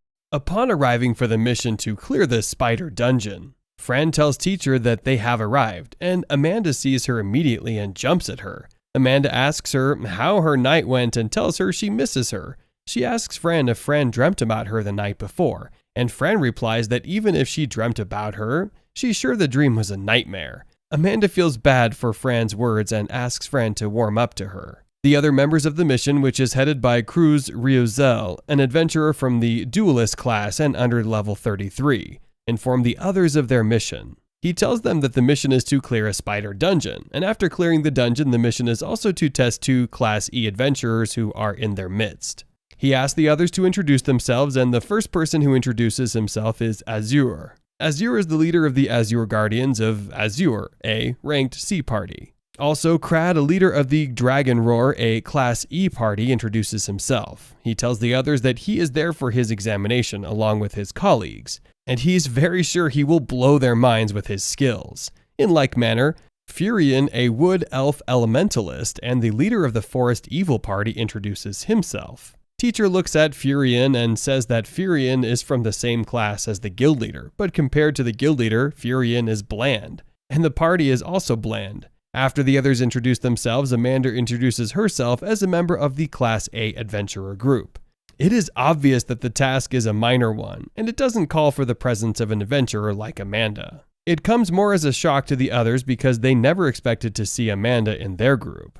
And most of them do not even recognize her. They whisper within each other as regards to her presence, and the last person in the group to introduce herself is Fran. She tells them she's a member of the Class D adventurer group and her best food is curry. Teacher corrects her by saying that the adventurers do not know what she means by curry, but she says her thing regardless. As Fran finishes her introduction, Crad jumps down from the tree. He asks if Fran is the unqualified adventurer who has been promised without the due law. In defense, Fran tells him she's qualified, but he repeats that their mission is filled with an A-class adventurer who only joined the mission to brag about her strength, and a D-class adventurer who became an adventurer due to the favor of the guild leader. To make matters worse, he calls the guild leader a pedophile and says he only promoted Fran for his ulterior motive. Before Fran could even react, Amanda walks towards Crad from behind, holding his face and lifting his head high. Crad immediately figures Amanda isn't one for him to talk to anyhow, and he immediately apologizes to Amanda. He tells Amanda he doesn't mean his words. Teacher comments that Amanda is so fast, and he didn't expect her to attack Crad in that manner. After twisting Crad's head on his neck for a while, Amanda releases him, and his party members try to pacify him. Instead of eating up his words about Fran, he insists that he can go on a mission with Amanda, but he can't go on a mission with Fran because he's sure Fran isn't qualified. He says Fran is a baby who should be with his mother at home, and she doesn't have the right to call herself his superior. For the first time, Fran responds to him. She tells him she is qualified, and he has no right to call her unqualified. He repeats that Fran is just a kid and she should return to her mother at home. Angrily, she tells him she doesn't have a mother and that her mother is dead. Cruz interferes, trying to make the atmosphere better. He tells them that their mission is to clear the spider dungeon. They are to investigate the dungeon and take its resource and the dungeon core while killing any of the monsters that cross their way. Crad replies that he is sure the monsters in that dungeon are rank F monsters and he can clear them all without any stress. Cruz tells them that they aren't authorized to clear all the monsters as the dungeon survives by sucking the powers of the monsters inside. So if they kill all the monsters, the dungeon won't be able to regenerate itself. Cruz informs them that Amanda is only there as an observer, and she doesn't have the responsibility to interfere in the battle because, if she does, it is no longer a test, and she can clear the dungeon by herself without any stress. He tells them that they will proceed to the dungeon immediately. They all walk in a line, and they cross the water. As they walk, Teacher tells Fran that he had heard from Garus the day before that the dungeon is one of the only dungeons without a dungeon master. The dungeon recreates itself with the powers of its monster, so the dungeon favors the city because of the valuable crystals they get every year. As a result, every other city wishes to take a possession of the dungeon. Crad is behind Fran on the file, and when they are about to cross a river, Crad attempts to hit Fran from behind and push her into the water. But before he does so, Fran leaves the stone. He tries to hit the stone and falls into the water. Fran looks at him in disgust and asks Amanda what's wrong with him. Sarcastically, Amanda comments that he may want to take a dip. Angrily, Crad stands up to Amanda and calls her an old hag. As expected, Amanda carries him up and strangles him with her hand. They eventually get to the dungeon, but unfortunately they arrive much later than expected. Cruz tells them that their time calculation has been wrong, and irrespective of that, they will camp at the dungeon till the next morning when they will attack. He picks a monitoring schedule to divide the team on how they will watch their coast. He says that Fran will be the first person to watch others, and after Fran's time, the members of the Azure Party will watch. After the members of the Azure Party, the Evil Forest Party will take their turn, and the Dragon Roar Party will finish it up. As Cruz finishes dividing the duty, Crad asks when Amanda will do her watch, but Cruz tells him that watching and securing the perimeter is also part of the test, and if Amanda gets involved in it, it will no longer be a test. He asks them to bring out their tent and food so they can all camp there. Fran begins her night watch. She sits beside the fire and blows it. As she does so, Crad comes behind her and pushes her with his spear. He says he doesn't think he can trust a person who got her promotion through connection to watch himself and his party mates, and he asks her if she thinks she can watch them. She tells him that she could watch them, and she also explains that she didn't get her promotion through connection. He insists on his words and says if she wants to prove her strength, then she should duel against him. Teacher tells her not to listen to him, and he advises her to keep a low profile and not disturb anyone. But when Crad sees she's silent, he mistakes her silence for being weak. He says with the big sword she has on her back, she is still too weak to fight. He says her sword is useless, and she should throw the sword away. Fran is ready to accept all insults directed to her on her personality, but she dislikes every insult directed at Teacher. Without Teacher's consent, she stands up and decides to fight. Teacher assumes that the others will stop the fight, but every other person is interested in seeing how the fight goes and who will win the fight. As the fight is about to start, the members of the Dragon Roar group hype their party leader. He also reassures himself that Fran got her promotion through connection, so there's no way she's strong enough to fight him. Fran immediately begins with her wind prayers. After her prayer, she calls her two elements, the wind and fire. Crad is shocked that there is someone who could use the two. He activates his spear, and Fran brings out her sword. He tells her that no one has ever defeated his spear with a sword, and will ensure that he defeats her. He uses his double spear against her, and to his amazement, she dodges both spears. She activates her power swing, and she hits him repeatedly. She dodges all of his skills, so much so that none of his attacks could hit her. And after she makes him fall, she uses the back of her sword to hit him and teach him a lesson. His colleagues come to pick him up. After the fight, Amanda comes to meet Fran. She tells Fran that Fran has fought well, and she wants Fran to use her as a practice too. She asks for a duel against Fran and says if she wins, Fran will call her Mama, and if Fran wins, she will stop teasing Fran. Fran accepts her condition for a duel, and the fight starts. At first, Amanda doesn't take the fight seriously. She brings out her whip with the mind of using it without calling any of her magic power, but Fran dodges her whip.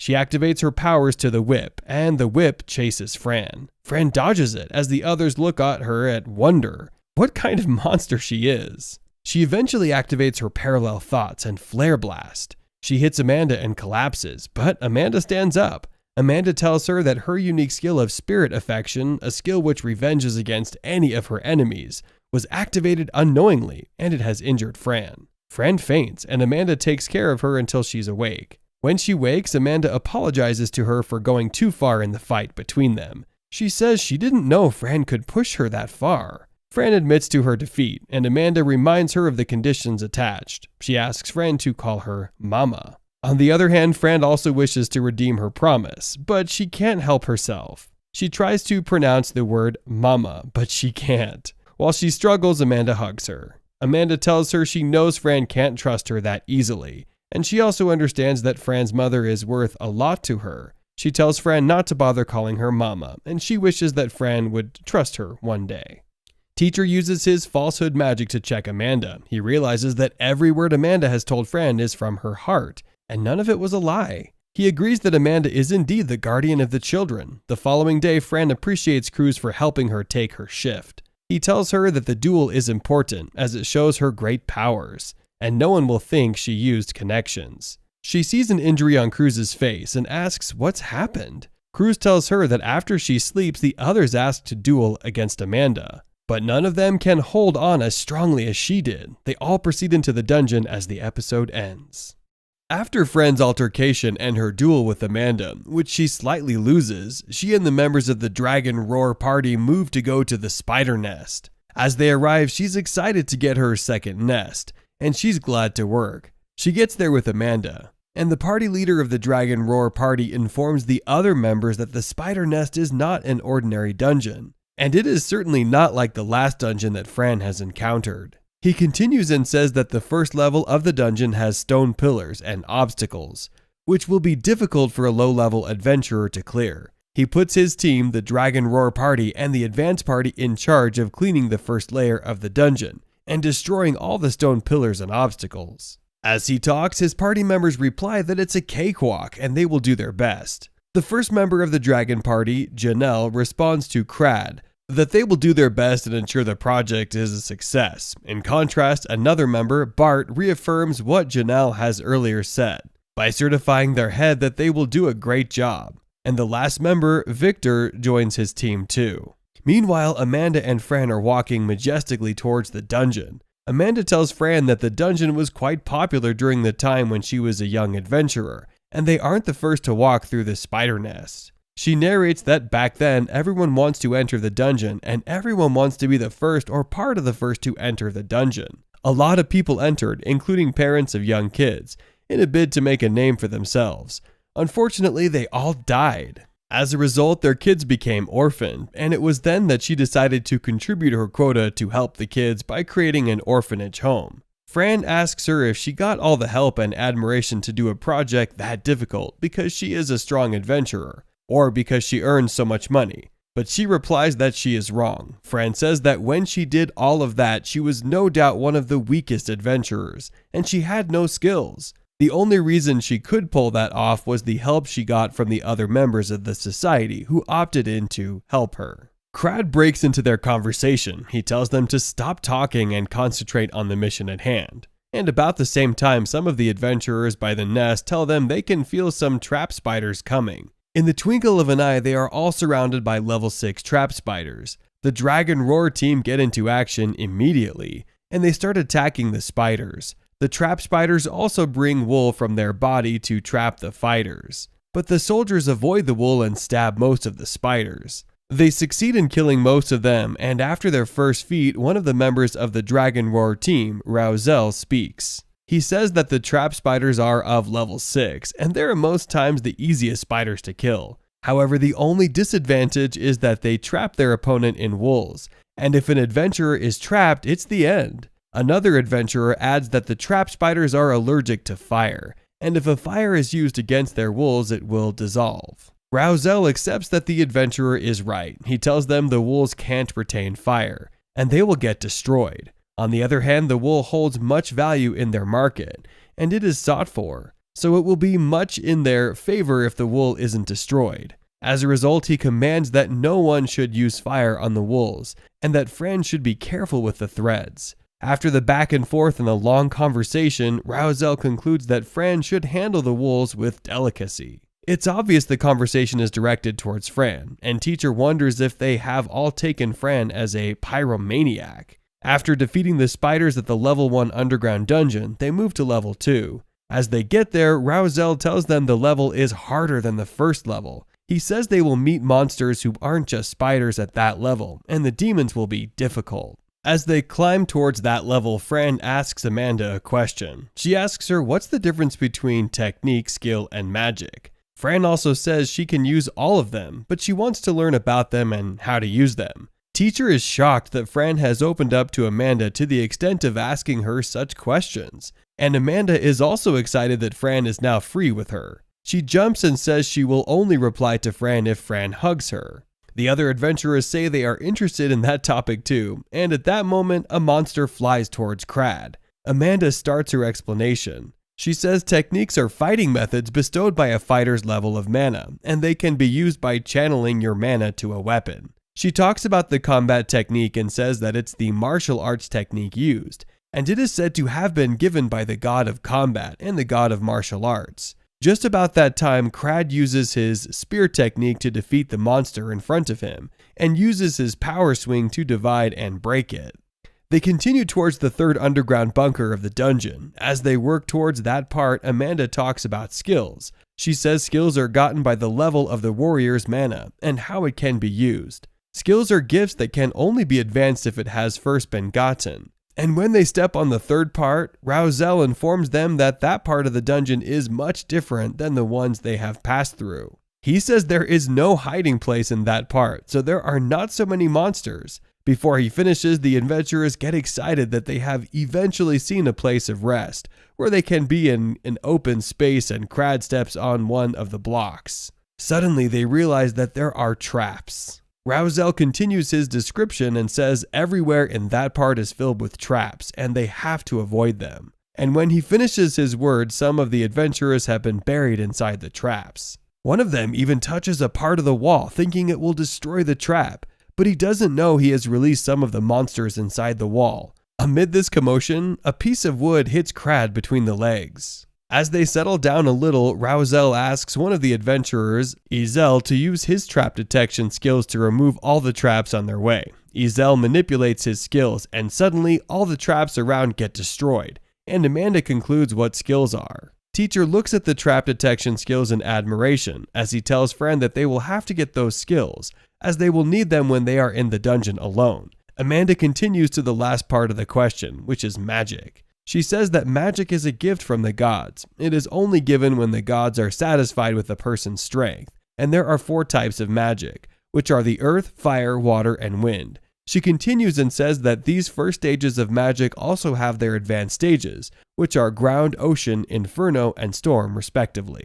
Fran asks her how this magic can be gotten, and she tells Fran that any of the type of magic you want, you have to be acquainted with that part that gives such magic. For water, you have to love water, bathe in water, understand water, bury yourself in water, and swim to the advanced stages of water before you can learn to control water. And you can't do this unless you are acquainted with water. She says that for earth, you have to swim in and bury yourself underground before you can get the magic. Fran asks her how she got her wind magic, and Amanda replies that she was carried away by the wind, and she followed the wind naked. As she mentions naked, all the adventurers are surprised. Fran says that's the magic she wants, and she will do it, but teacher claims he will never allow her to do such. As they get towards the 5th floor, they encounter some trapped spiders. The spiders are overwhelming, but the adventurers forge ahead. One of them, Furion, uses wood magic. This makes Amanda continue her explanation by saying there's also complex magic, which is the combination of more minor magics to make a bigger one. The addition of water and earth gives wood magic. Wind and water give frost charm. Water and fire give life magic. Wind and fire give thunder magic. Wind and earth give dust magic. And earth and fire give molten magic. They arrive at the 5th floor of the dungeon, which Rauzel tells them is a bonus floor, and there is nothing on the floor, so they can sit and rest. Following all of Amanda's teaching, Fran decides to reward her by giving her curry soup. Teacher is amazed that Fran has gotten so familiar with Amanda that she is offering her food. Amanda continues her teaching. She says that there is also poison and necromagic. Fran asks if the people using poison and necromagic see bad people, but Amanda replies otherwise, saying a magic is a gift and all gifts are gifts. She also talks about teleportation magic. Just as they are about to move to the 6th stage of the dungeon, where Rauzel says the dungeon core will be, and where they will end their journey, Fran asks teacher for the thunder magic. Teacher replies to her that she has just learned about complex magic, and even if he gets it for her, it will be suspicious if anyone in that room finds out she could use complex magic. She begs Teacher, who eventually agrees on the condition that she won't use it in the dungeon. He upgrades their wand magic to level 10, and since their fire magic is on level 10 already, they get the thunder magic. She attempts to use it, but he stops her. Upon arriving at the 6th layer of the dungeon, they find out the trap spiders are ridiculously strong. The spider poisons some of the adventurers, and Fran has to heal some of them. Looking at the strength of the spiders, Fran asks Teacher to do an appraisal, and they find out that the spiders are the advanced level trap spiders, and they are the trick spiders of level 10 who can use poison. Rousel figures ranky adventurers can't defeat such a level, so he asks Fran and Amanda to find a means for them to return to level 5. As they do so, Victor and Bart get stuck. The party uses fire to release them from the wolves, but the duo has been poisoned with confusion toxin. As they all return to the 5th level, Victor and Bart insist they see the spiders, and they keep running away until they run to a place where Izel hasn't removed the trap. They push Fran with them. As they land, the floor lights up, and they find out that there is teleportation magic there. Teacher asks Fran to hold him well, and he will bring them out, but when Fran teleports, she teleports with Teacher. Amanda finds out weapon detection magic is also there, which explains why weapons didn't teleport with the victims. She asks Izel to check where they will be teleported to, but when they get to the room, they find out that the teleportation direction has been changed. The others say it's impossible for all these to be done without the dungeon master, but Amanda says it's possible in the presence of a monster, which is the advanced version of a spider, the trickster spider. In the room Fran and the others have been teleported into, they meet the trickster spider. Fran wonders how she can defeat such a monster without Teacher, while Teacher is also concerned about the well-being of Fran in that room. Fran and the 2 other adventurers, Victor and Bart, wonder what's happening to them. Fran is terrified and scared as she doesn't know what to do.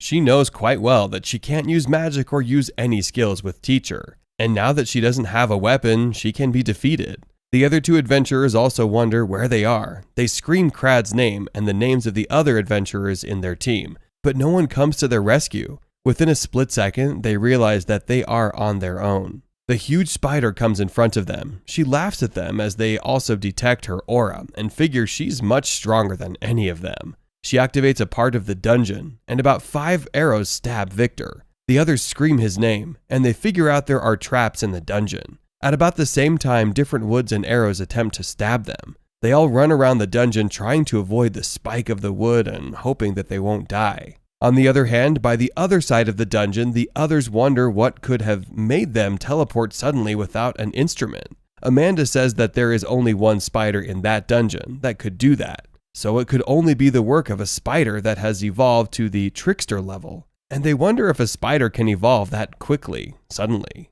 Even if it's an evolved spider, how could it evolve that suddenly? One of them comments that it may be the work of another person, but the others shut him up, saying that he should get them scared. They remember that the captives do not have their weapons and will be in danger, so they are determined to find them as soon as possible and save them. They split themselves into 3 groups, 2 of them which are 2 teams of adventurers, and Amanda works solo. Amanda picks Teacher, and she determines to find Fran. Teacher, on the other hand, is concerned about Fran. He promises to find her and save her, although he knows that the promise seems impossible, as he can't think of anything to do. The adventurers decide to move to another part of the dungeon, and they start their search. After searching about 2 parts of the dungeon, they still couldn't find Rue captives.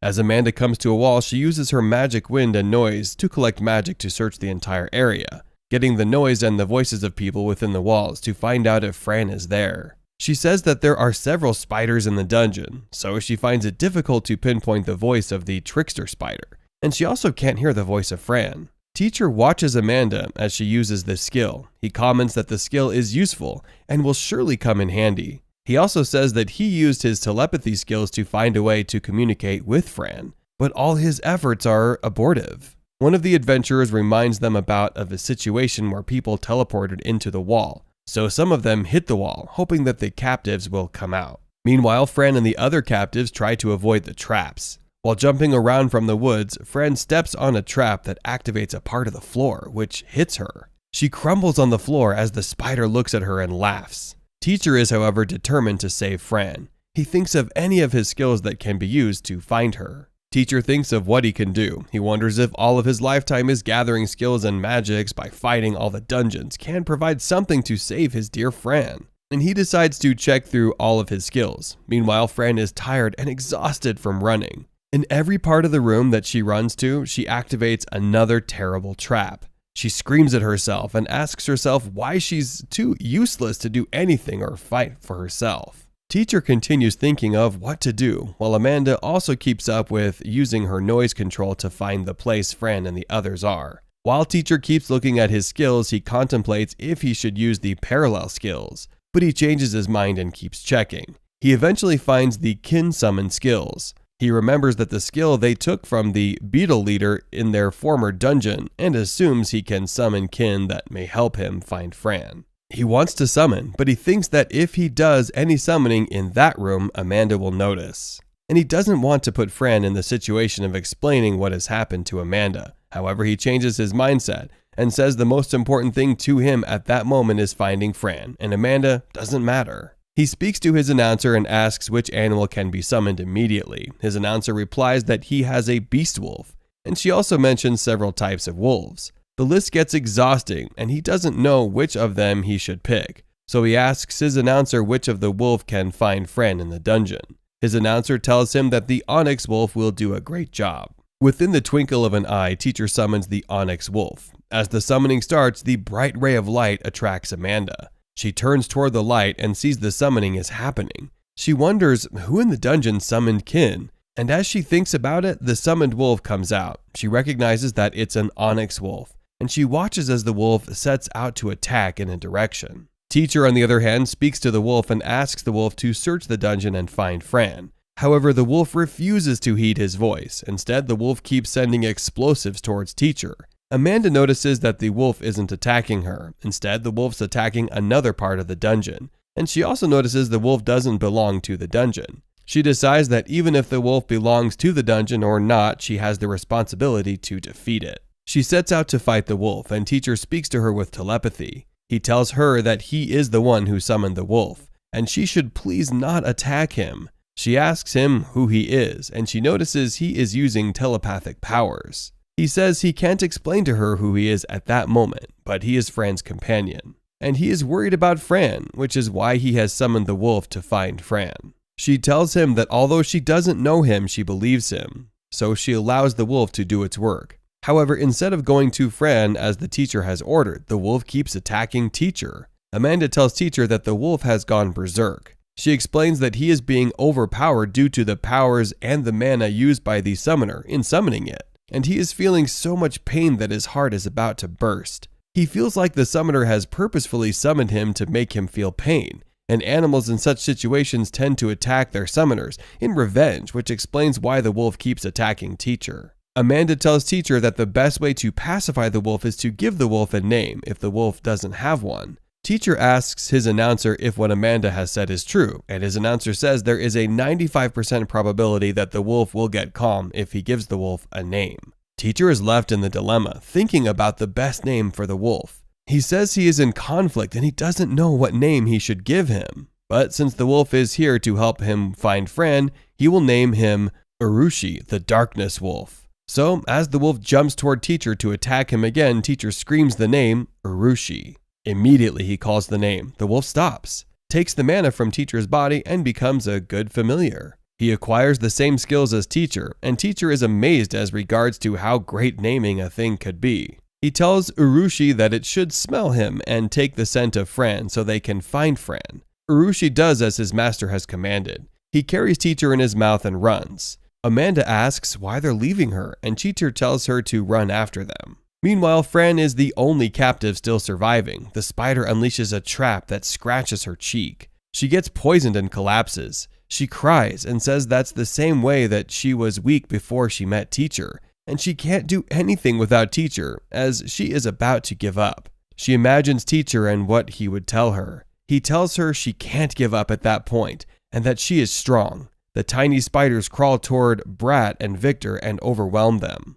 Fran regains her powers while thinking about Teacher, and she goes to meet Brat and Victor. She helps them send away the spiders. They wonder why she is that strong despite being poisoned, and she goes to fight the trickster spider so she can distract her.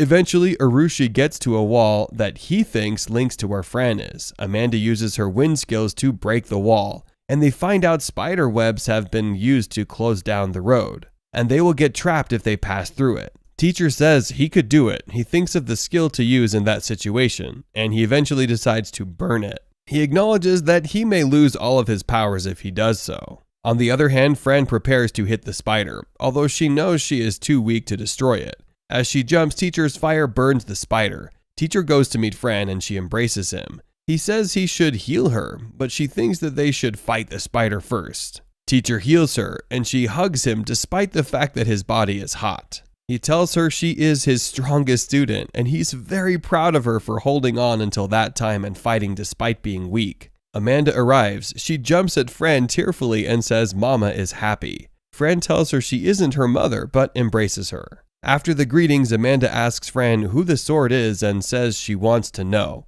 She figures her question may be discomforting, so she says she knows it's wrong to ask about another adventurer's weapon and magic, and she knows the secret can only be said to someone she trusts. Fran replies that she trusts Amanda, and Fran tells Teacher that she wants to tell Amanda their secret. Although Teacher is glad that Fran has found a human she can trust, he gets jealous of Fran and Amanda, but allows Fran to tell Amanda the secret. Fran tells Amanda the secret, and Amanda is so excited to meet Teacher.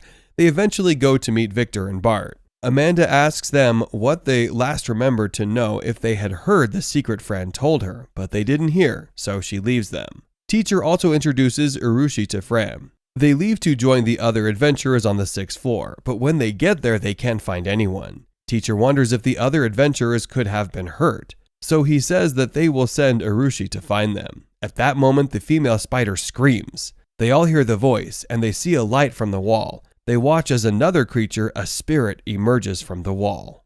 In what can be called a trance, Amanda remembers her childhood period. In her memory, she's awakened by a woman. She tells her that Kinan is awake, and that they are waiting for her so they can eat. The woman mentions Amanda's name, and Amanda returns to her reality in the dungeon. They see a white bird which calls a monster. Meanwhile, the other members of the team are ambushed by several monsters. Crad cannot defeat the monster, and Cruz tries to kill the spiders with his team. A member of his team apologizes to him because he thinks he is the cause of their issue. He says that if he had checked the traps and removed them, they wouldn't be in that situation. But Cruz tells him to leave that time for regret later, and they should ensure that they survive that place first. Crad says there is no way they can survive. He's already weak, and his partner, Jenel, is poisoned. The other members of the second party have been captured, and they are wrapped in webs. The other members cry out. They say that the spiders want to lay eggs in them, and they think they will die soon. They reassure each other about their survival. Cruz summons his last courage to help. He activates his sword technique and his Dawn Break. He uses it to clear off some of the spiders. After clearing them off, his colleagues inform him that they are running low on magic and potions. As they wonder what to do, they see that another trap has been activated. They see a large rock rolling towards them, and they all resign to the fate that they will die in that dungeon. Just before the rock rolls over them, Fran arrives while riding on Urushi. She slashes the rock, and she tells them that she has come to save them. Crad reunites with the members of his party, Brat and Vitor, and Amanda also helps the captured people. The set of adventurers who have been wrapped in webs call for Fran's help, and she sends Urushi to save them. The whole place is filled with spiders, and they need to clear the space. The bird, which Fran had called a monster, goes to meet his agent. It turns out the bird is a guardian angel to one of the party members, and it was the boy who sent his bird out to get help. The bird, named Tarua, tells his agent that Fran called him a monster, and the boy apologizes that it's because Fran doesn't know he is a guardian angel.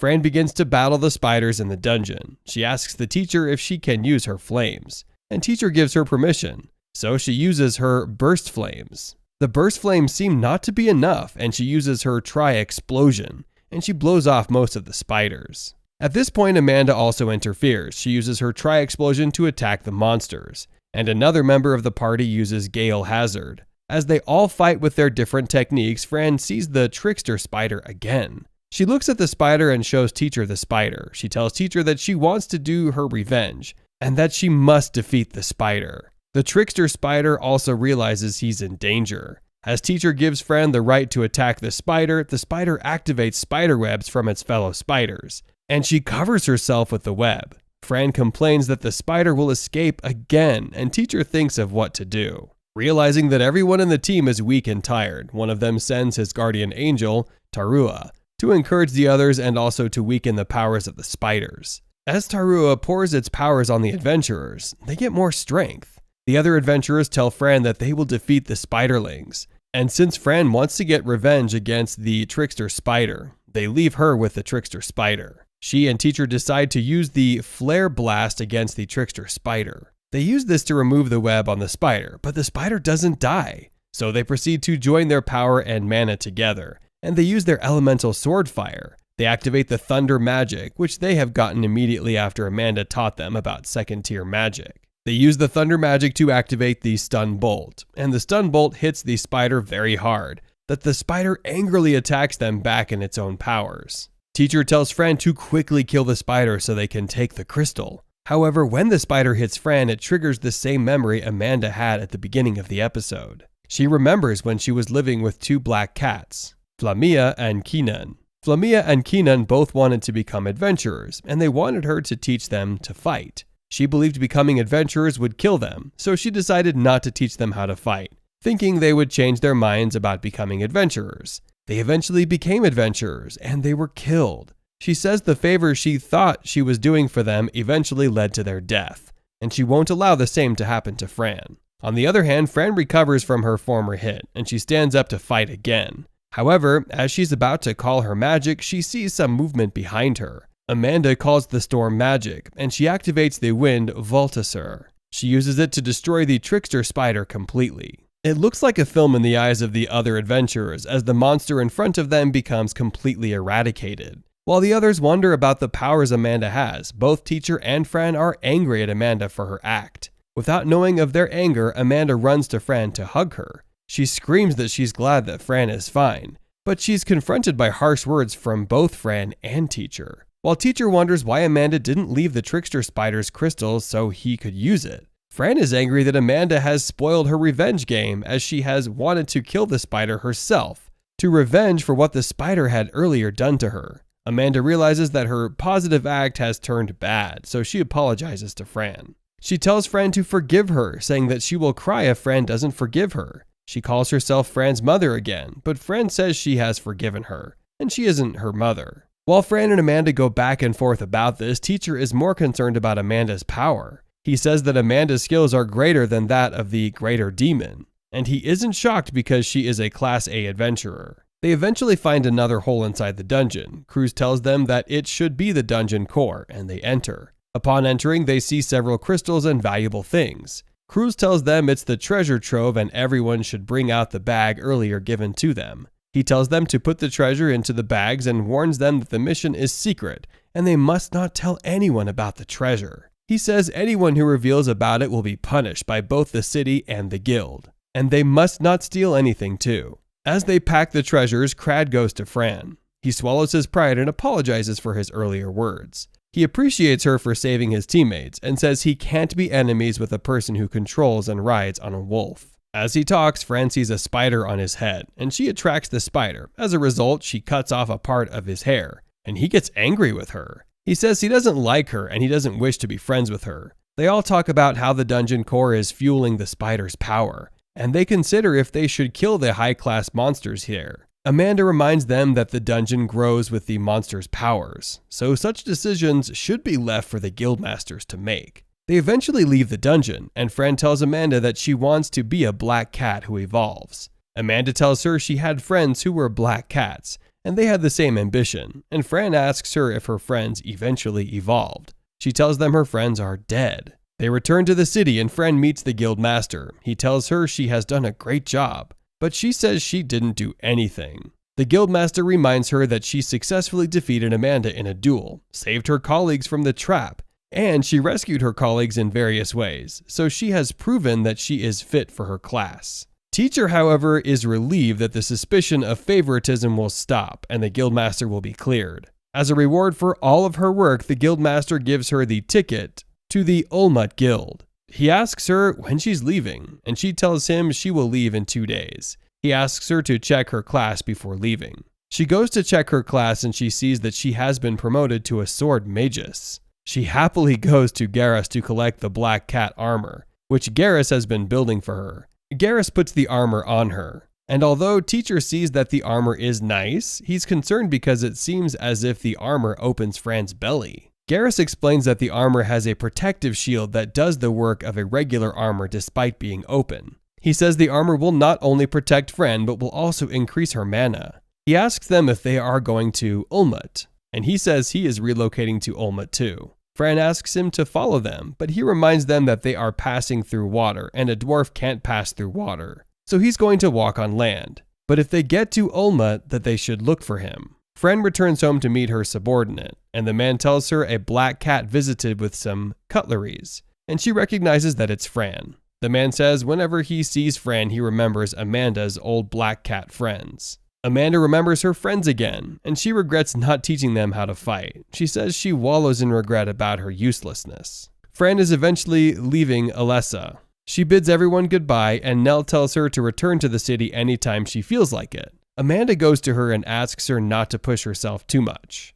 She tells her teacher to protect Fran. As Fran leaves, teacher asks if Fran won't call Amanda Mama, as Amanda has requested. But Fran says Amanda is different from her mother. She, however, decides to call her the name for once. She calls Amanda Mamanda, and Amanda tears up. Amanda remembers the time her friends used to call her Mamanda, and she remembers that they came to tell her about their child. She reveals that she knows Fran is her late friend's daughter. Later, the guild leader Klimt speaks with his cousin about how the dungeon's monster evolved. He says it's August's work, and August is working with their opposing city, Rido, so that the Ridos can take the dungeon from them. He asks his cousin if he thinks Fran is suspicious and if there is anything to be concerned about. So his cousin calls out his guardian angel, Tarua. Tarua says Fran is an extraordinary girl who speaks to herself at all times. But despite that, she cannot be a spy. However, they all agree that it will be fatal for their city if Fran works against them.